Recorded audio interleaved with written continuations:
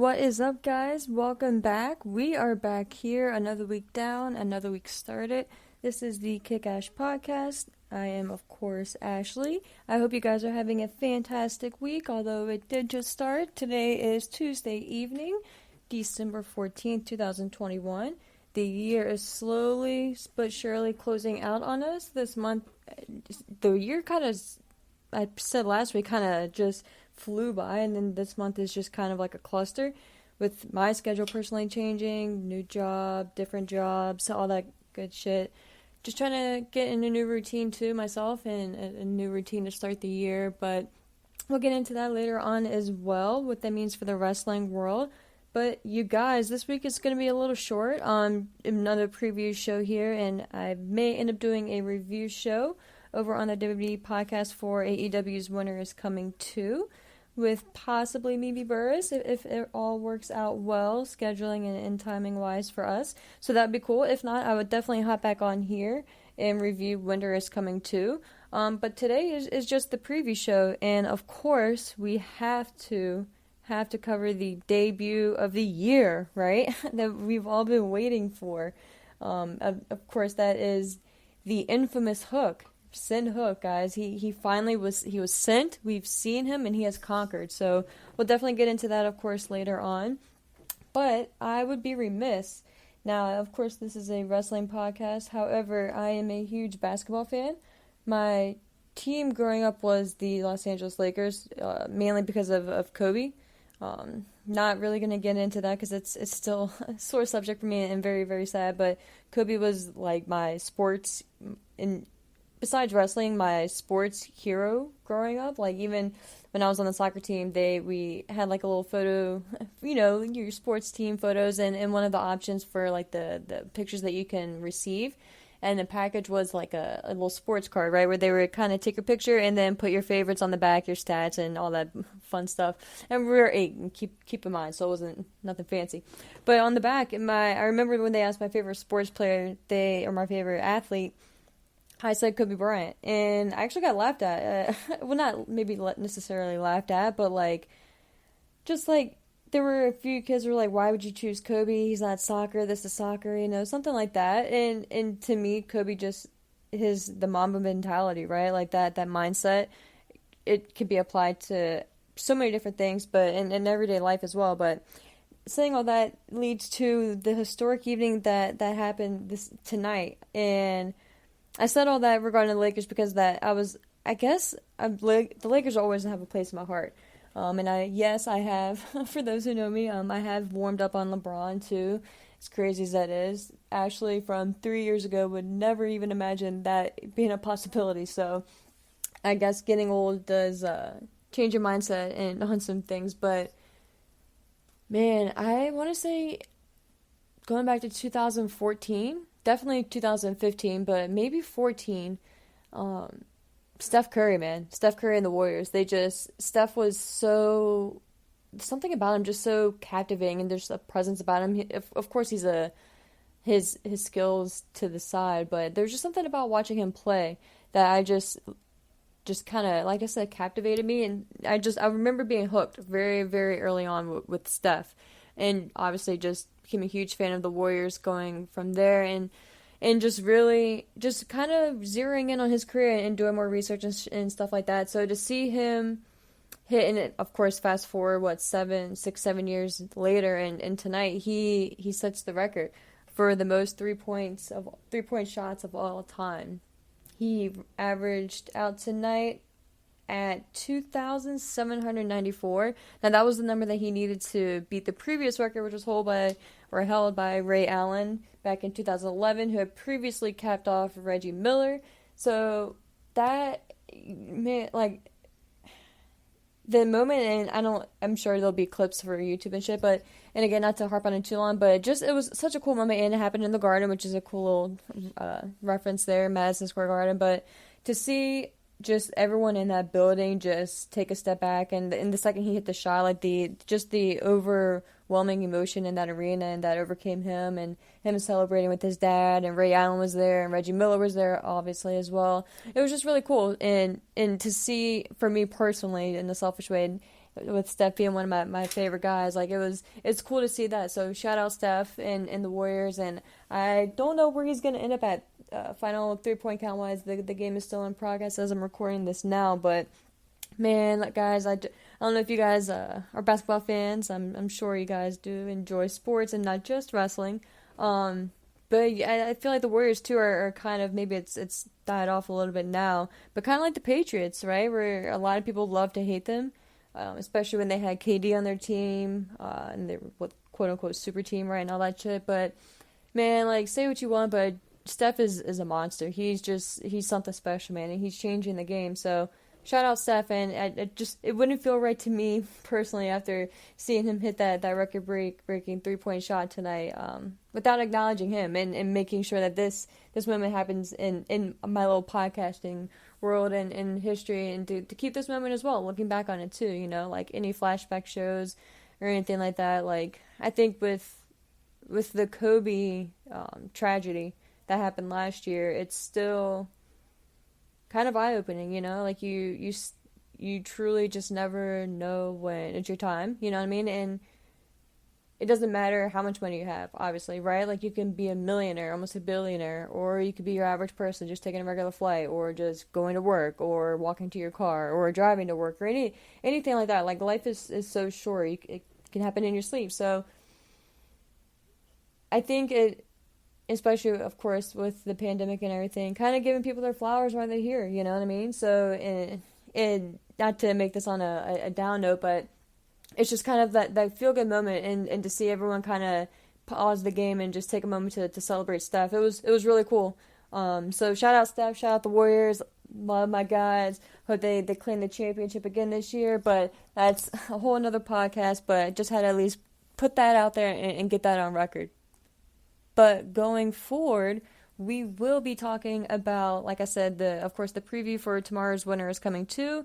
Hook's debut last week, and an interesting comparison I kind of came up with in my head, which may sound crazy. So let me guys know what you think, and I'll get into that. But comparison-wise between his debut and a Hall of Famers, again, it's going to sound completely nuts. So I'll kind of warn you guys of that. But really quick before we get into the preview itself, Tony Khan did a interview with DAZN.com, I believe is the proper website handle.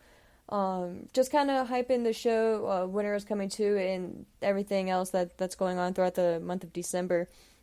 And a couple things that he mentioned, I didn't know that there was actually a name, a show name for the show that's going to be in Greensboro. But apparently that's going to be called the Holiday Bash. So that's kind of cool. And of course we have the Battle of the Belts that'll be happening in January.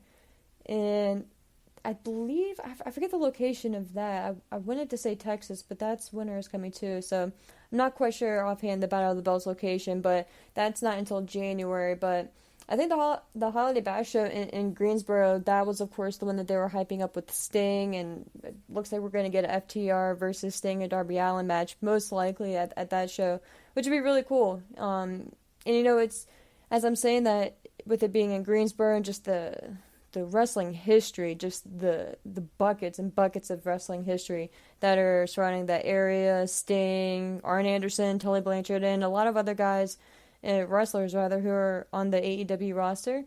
It's just, it sucks, that you can't bring in someone like a Ric Flair, you know what I mean, to have like a cool moment there, a feel-good moment, or anything.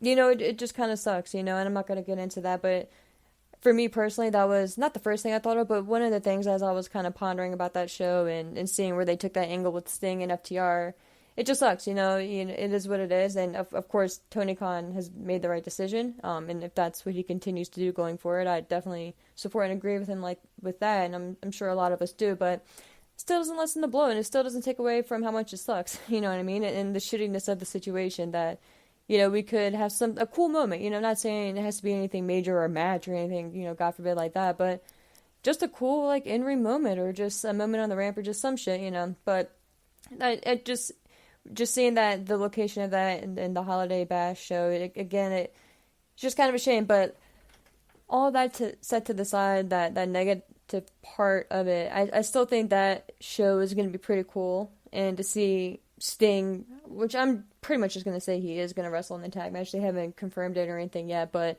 that'll be very cool. And FTR is the perfect tag team for Sting and Darby Allin to go up against. I don't think there's two better wrestlers or a tag team better on that roster for Sting to face off against and to make sure everything goes as smooth as possible. And that's all FTR, right? Like, that credit goes to them.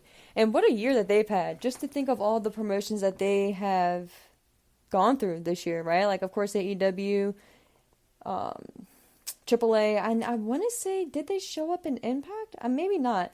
But they've just been showing up on countless different shows, indie shows, and just kind of been going ever, kind of like Kenny Omega. You don't really know where they're going to end up and show up next type thing. But, of course, in ROH this past weekend at the Final Battle, them interrupting the Briscoes, which is going to be a fan-fucking-tastic feud going forward. And maybe that's where we see the Briscoes, right? Maybe the Briscoes pop up in Greensboro during that match and maybe either cost FTR the tag match or interfere after the match, since AEW doesn't really do too many interference that, well, I'm going to say at least like DQ. I should reclassify that statement as they don't do many DQ finishes. I think maybe just one in history, which was in I believe it was an Iron Man match, or was it, or maybe it was a 2 out of 3 falls match. So it was one of those types of matches, but that just shows the self-control that they have, right? And the importance that they put on actually having a finish to a match, which is crazy to say, but I mean, what do you guys think? FTR doing their thing in Greensboro, and then all of a sudden the Briscoes pop up and kind of give them a little payback, you know? It wouldn't be that much of a stretch in my mind, with especially Greensboro being not too far from where the Briscoes stay. I'm not sure if they're in Baltimore or Baltimore proper or the Maryland area exactly, but obviously they're in the DMV area proper, with ROH being in that area as well. So, dude, that's like maybe a 3, 4, 5 hour drive, depending on, you know, like I said, where they're exactly coming from. So that ain't shit. So I wouldn't be surprised if we see that. So that's just kind of maybe something to look out on.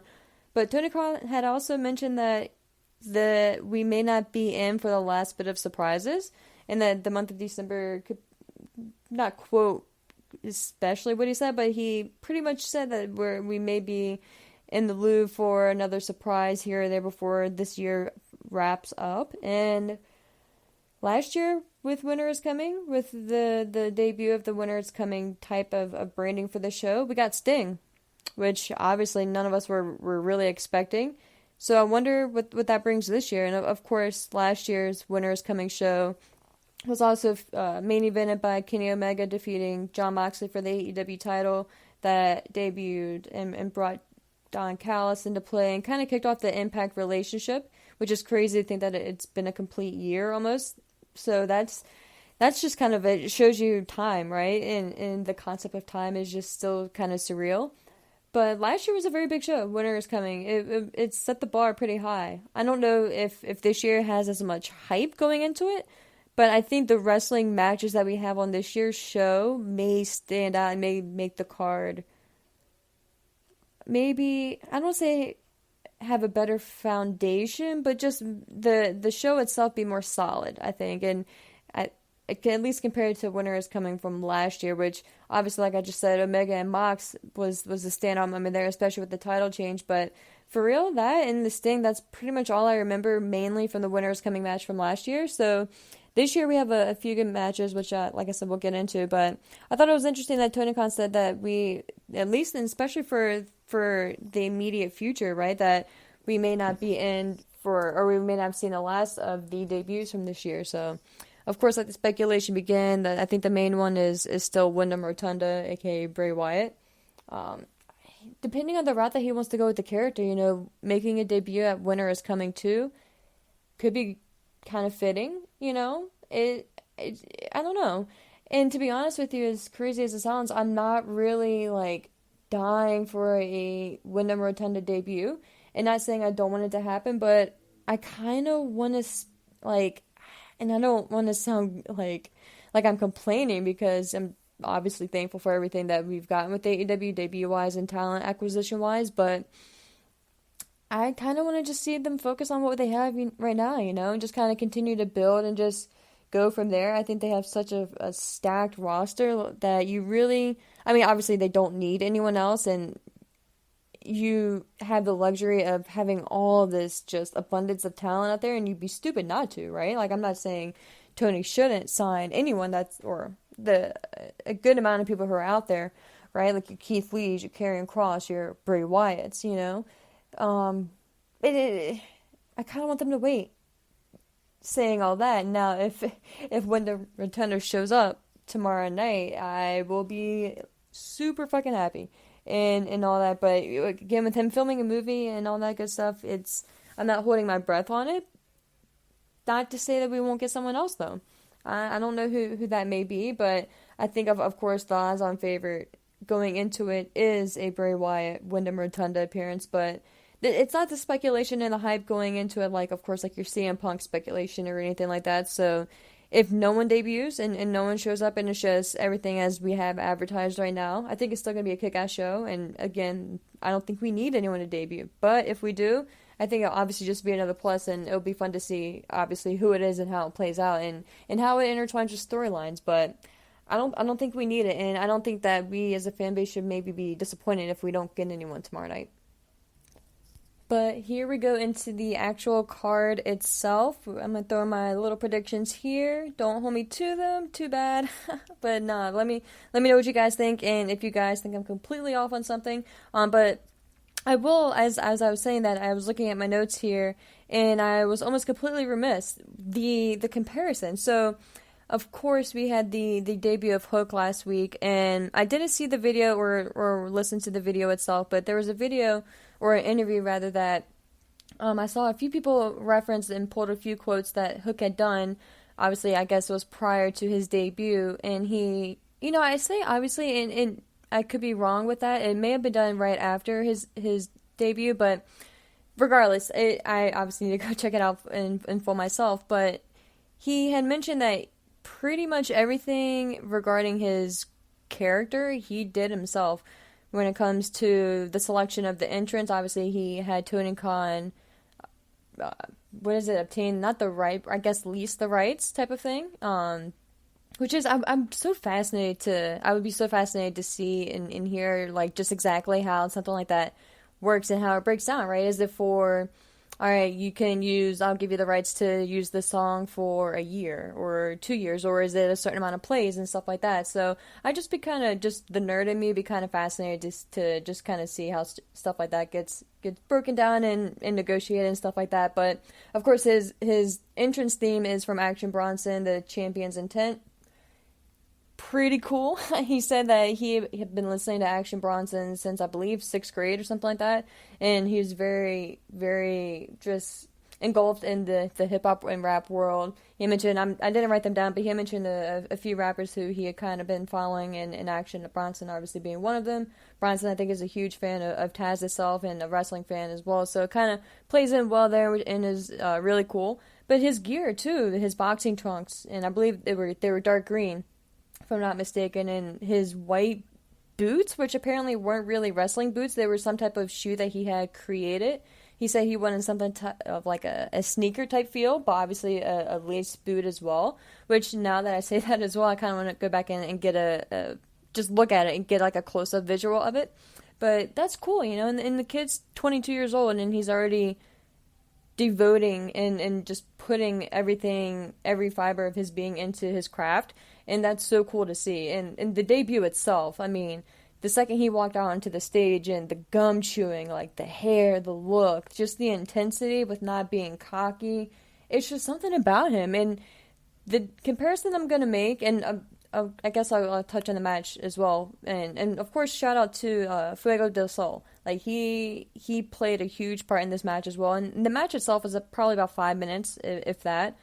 But God, like there's the moves and the counters and just everything and the suplex that Hook did. It was just like, this dude's been doing it for years, right? And this was his first match, and I'm sure obviously he's had training and matches, that are obviously off camera, but this was his debut match, right? Like on national television and all that shit. So whether it's recorded or not, like, you're still making your debut in front of thousands of people on a television channel that you know is going to air across on TNT, and in front of millions of people. You're going to video clips, social media, like, it's a lot, you know, and this is a young dude, so the way he handled it is just awesome. And the comparison that I want to make, and please let me know, guys, what you think at Twitter at ASHMANNS or on the show's Twitter page at kickashpodcast_.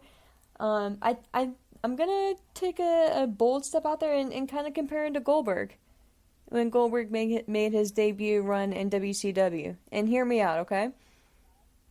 Of course, Hook and Goldberg, if you look at them, two completely different builds, athletes, men at this point. Hook is still, yes, he's a man, but he's still a young male, right? 22 years old, still developing.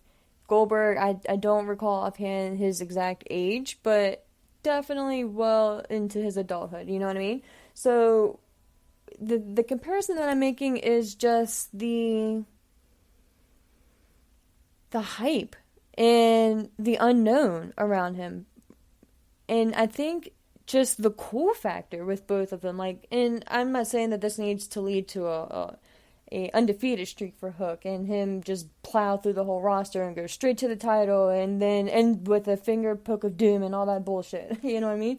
But I'm saying that AEW and Tony Khan kind of have lightning in a bottle right here, I believe. And again, we've just seen one match, 1 5-minute match. You know,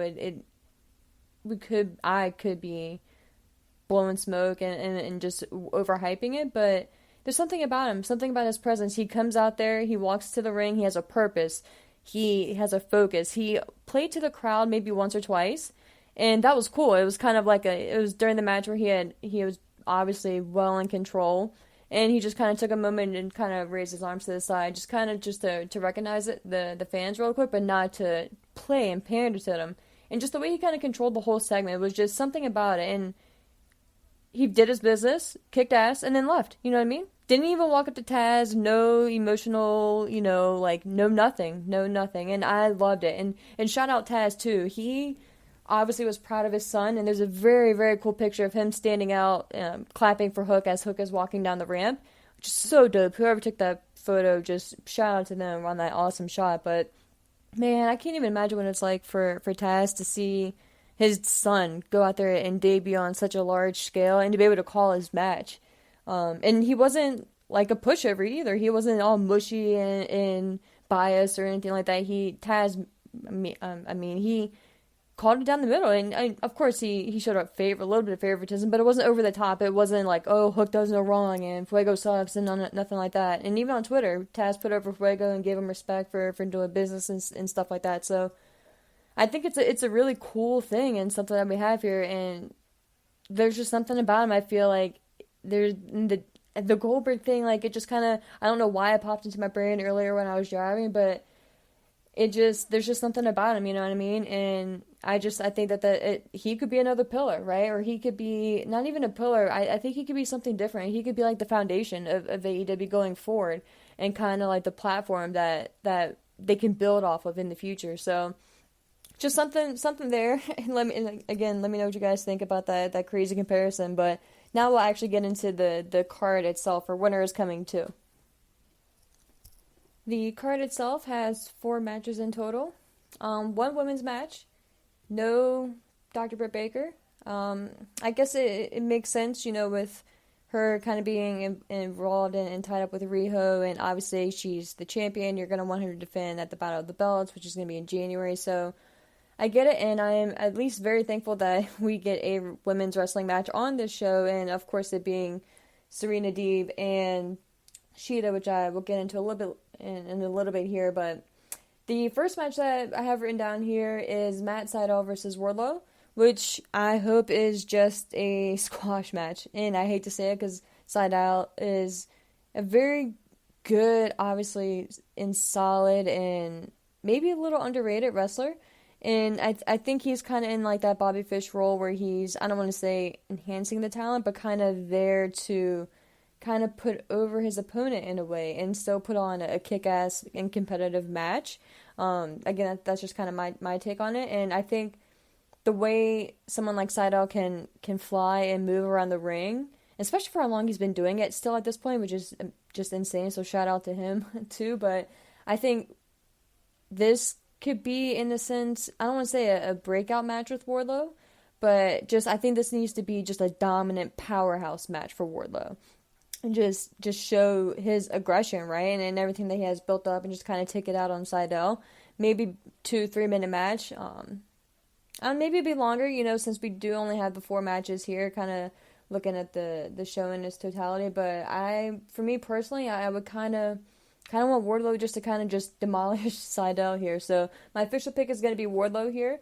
I don't know if we're going to get an MJF accompanying him, or Wardlow, to the ring type of thing. And if he does, if that's going to impact that match at all, which could then impact MJF's match later on. So that could be an interesting point, but part of me thinks that Wardlow's going to come out here by himself. I don't, which could be kind of like a gripe for Wardlow too, Max doesn't really support Wardlow and is kind of dismissive of him, kind of talks shit in an indirect way towards him. So it's, obviously we've seen the seeds have been planted the past few weeks, and I think maybe tomorrow night could be a sprout of one of those seeds, right? And just the beginning of something, whether it's the full-blown breakup or anything like that. But I don't think we'll necessarily get the full-blown breakup. And I say that it may, because I'm gonna hold that prediction to my side. But long story short, I think with this one, I'm gonna say MJF does not accompany Wardlow.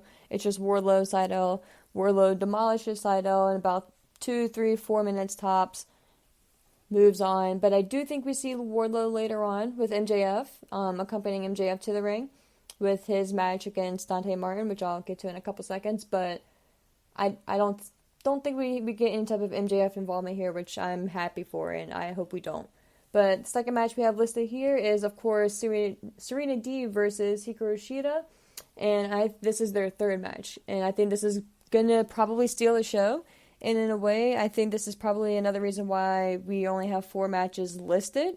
Which, thinking back on it, maybe that's probably the normal for an AEW Dynamite, because with everything else that they pack into the show itself, and they always give each match in respect to each other a good amount of time. So I think this one's probably going to get 15 minutes. 20 minutes, I could easily see it. And my money for this one is going on Deeb. I think with this heel turn and this professor role that she's embracing and taking on, I think she needs the victory here more than Shida. I think Shida's one of those wrestlers where I don't want to say she's bulletproof, right? But at least right now, she has so much built up goodwill and with the fans, and everyone knows who she is and what she brings to the table and respects her for that. And she brings almost everyone she's in the ring with to like the match of their career, you know what I mean? Or top 5 or something like that. So that speaks volumes to who she is as a wrestler and a performer herself. But that's why I think, which it could be a downside for her character as well. I think that's why she can kind of take the loss here. Whereas Serena Deeb, it wouldn't be detrimental to her, but I think it would kind of be a blow in a sense. Like, I think AEW needs to continue to build, like, maybe a few more heels in the women's division, because you have a good amount of baby faces, right? And I think Serena Deeb, with her, of course, skills and experience and knowledge and everywhere, all the different companies that she's been with, I think that she could use this win and kind of, go on a little mini run, you know what I mean? A little undefeated streak of her own. And that'll end up leading towards the TBS champion, which I think is going to end up being Ruby Soho. So that's why I kind of would like Serena Deeb to take the W here and kind of get that ever-important momentum, right?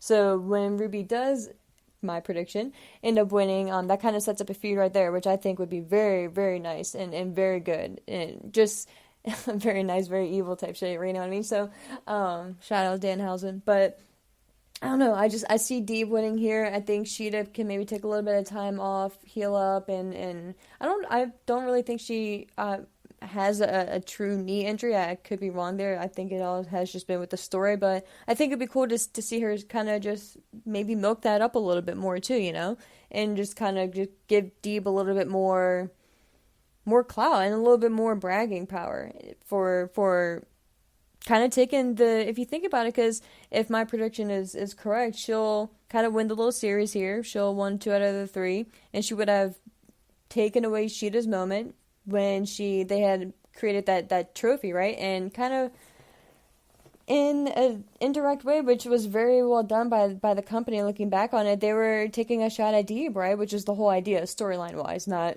Tony Khan or AEW in specific, but the idea was that they were already pretty much guaranteeing that Sheeta was going to win. They made the plaque and everything, and Deeb got pissed, and that's what kind of sparked that and all that, and that's what brought us to tomorrow night. So I think it's a nice little feud, but I think it's a nice feud that it'll be nice to see the heel win and kind of go over. And like I said, it'll, in my head and in my little flow chart, it'll lead to her facing off against Ruby Soho in the near future, which, like I said, could be a very good match. The next match that we have is the Dynamite Diamond Final match. Last week, we, of course, got the Battle Royal. MJF was in Long Island. It was a homecoming for MJF. I loved that video package that they did prior to him making his way to the Battle Royal match itself.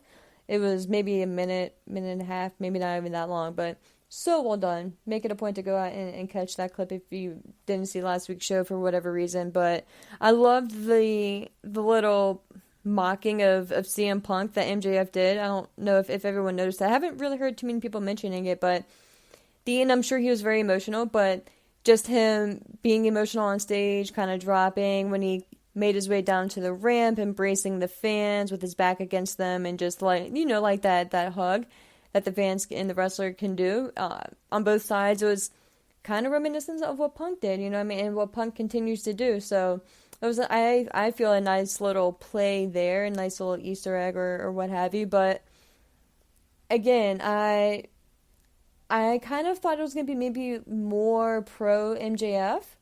And if I had to put like a percentage on it, I would say maybe 60-40 pro MJF, or maybe 70-30 pro MJF.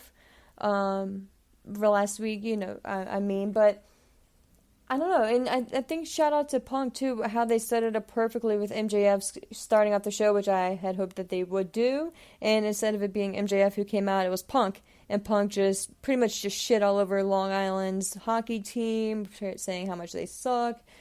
And if pretty much saying that if MJF is your idea of like a leader, then, you guys deserve each other, or something to that effect. So it was just a glimmer of heel Punk, which was very fun and a nice little flashback to see. And it kind of just makes you even more eager to see that just piss and vinegar Punk, and just that guy who gives no fucks, you know what I mean? So that was very cool and very well done. I think the setup and the layout for everything.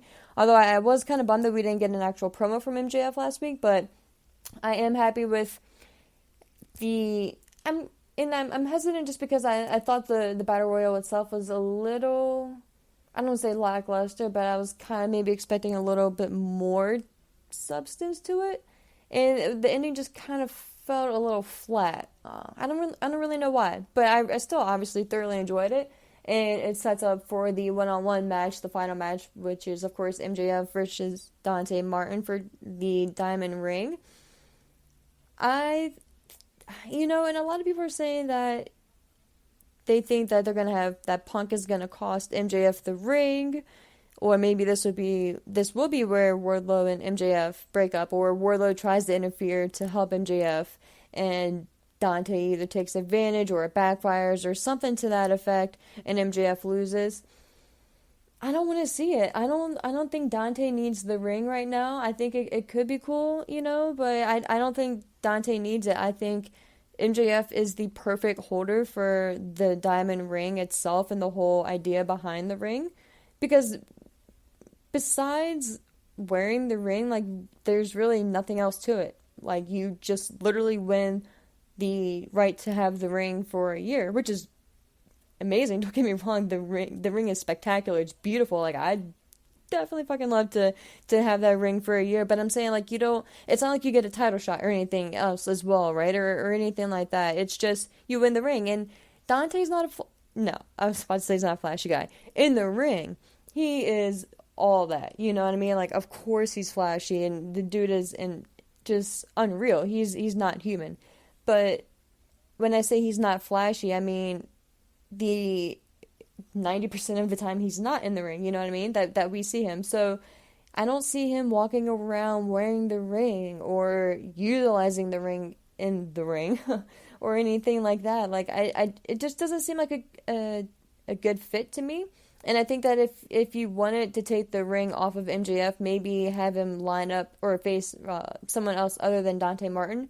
So to me, I think that because with AEW, like, they just don't do screwy DQ finishes or screwy finishes or anything like that too often. So I think MJF is going to keep it here. You know, I think maybe someone like a Warlord, maybe there is interference and maybe he still does hit Dante with a ring or some shit like that. Maybe there is still something to that effect. And I'm not saying that MJF has to win clean to get the 1, 2, 3 or anything like that. But I can't put money on MJF losing here. My money would go on MJF retaining and going for the 3-peat here. And to be honest with you, for as long as you do these battle royals for the Diamond Ring, I think MJF should just hold on to it forever. I think this is perfect for the MJF character. And just think of how cool it would be 10 years from now to see MJF, the character, and AEW still holding on to the ring. You know what I mean? And that's always something that he'll have, quote, you know, literally in his back pocket or discussing in the front. But you know, it's something that I think that it would be cool for him to have and to brag about, kind of like what Jericho, of course a different effect, but Jericho, I'm sure if he could on TV, would still brag about beating The Rock and Stone Cold in the same night to win the Undisputed title. It's just one of those things where when you're that type of character, that's something that you always have, that one thing that you can throw in somebody's face. And I think that diamond ring is something that MJF can literally and verbally throw in anyone's face and just bring up at any time. And you always have a plan B or just something else there if you need it. Not saying he does, but it's just kind of just something else there that you have in your arsenal too. So my money's on MJF. I would honestly be surprised if Dante wins here. I think you gotta keep MJF strong too. His singles win-loss record, I think he's only lost once, and that was to Jon Moxley. And even for that, you know, that I forget which pay-per-view that was at, but the whole thing with that was Mox couldn't use the DDT, right? I'm blanking on what he calls it in AEW, but the DDT that Mox's finisher, the whole stipulation was he couldn't use it, and Mox did when the ref wasn't looking, and that's what put MJF down. But even with that, you know, like, MJF has something to kind of bitch about and complain about and kind of make his case. So sticking with MJF here. And what is sure to be the main event, I would be shocked if it's not. And I think this has to start at least around 9, you make your ring entrance around 9:20, go to commercial, match starts around 9:25, 9:26, depending on how extravagant you get with the entrances, which I don't obviously see Daniel doing anything big, but, you know, maybe Hangman could since it's his first title defense.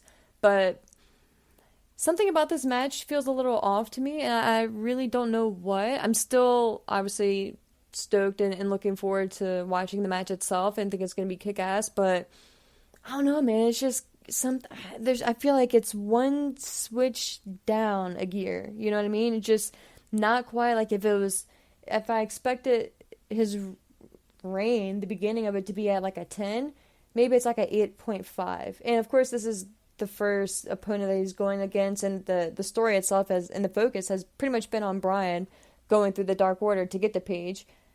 Not that he even really needed to, because he already had a match, but just, I guess, for the hell of it, and to add to that heel character. But I don't know, just something kind of feels off in a little way to me. But all that aside, I still think the match itself is going to be amazing, and I think they have to give them at least 30 minutes, wrestling-wise, in the ring. So in anything less than that, I think may be a disservice. And as much as I kind of wish Bryan could kind of stand this little tear that he's going on. I don't see Hangman losing it here unless you're bringing in someone massive, and whoever you're bringing in, you have an idea to put them in a title picture rather against Bryan Danielson for whatever previous history they may have. So unless that's the route that and of course you being like AEW booking and Tony Khan and all that, unless that's the route that they're going in, I don't see why you would take it off Hangman right now, especially with Omega not being available, with him being out resting, and rightfully so. I don't see why. So my money here is on Paige retaining. I again think we're going to get 35 minute match or segment at least. And I don't really know where Paige goes from here. I don't see them having a rematch. I think maybe Bryan is going to take this loss, maybe take off a week since he's just been going crazy. It seems like he's been wrestling like every show that AEW has. It feels like Bryan has had a match on. So maybe he takes, a week or two off and kind of gives him and his character a break. And Hangman progresses on to whoever's coming next. And I don't know. I think you do have to maybe end the show with a bang, and not saying that has to be a new debut, but I think once you have Hangman retain and he's celebrating maybe with a beer in the ring, I kind of don't want Dark Order to come out either. Even though obviously it would kind of, in the sense, be like a bow, like wrapping everything up in it with a nice little bow on top, with how Bryan has pretty much just shit on all of them and just destroyed them. I kind of want just Hangman to have a moment, this moment for himself. Maybe it's not that big of a deal, but I could see Hangman celebrating in the ring, holding up his beer, and then whoever's music hitting, and that being the start for the next story and the setup for Hangman's next defense. That'll lead to the Battle of the Belts, because they're going to have something. I mean, you can't have a show called Battle of the Belts and not have your heavyweight champion not defend the title. And like I said, I don't see them going right back to a rematch with either Omega or Bryan. I don't see them bringing back Omega for that match or anything like that. So, I don't know. It'll be interesting, and it's. I think the more interesting part is going to see where Hangman goes from here. After, I'm just calling it, he retains his title against Bryan Danielson. I hope Bryan does get at least maybe a week off, just to kind of take a step back and just regroup, chill with his family, especially with the holidays being up. I don't really know. I'm pretty sure they're doing their regular, I don't know what they're doing that Wednesday, which is the 22nd. So maybe they'll obviously do their regular Dynamite show and then have their Rampage on the 24th, which is Christmas Eve. But yeah, I guess everything will fall into play rather. I don't know. I guess that's not really important rather, but it will be interesting to see, like I said, where Hangman goes from here. But that wraps up the card itself. Winners coming too. And like I said, I may be doing a review show over on the WWE podcast with Mimi if everything works out. If not, I will definitely hop back on here and let you guys know what I thought of this show. But definitely check me out and let me know what you guys think of all my bullshit that I spewed today on Twitter, either at ASHMANNS or on the show's Twitter account rather, which is at @kickashpodcast_. Take care, guys, and enjoy the show tomorrow night.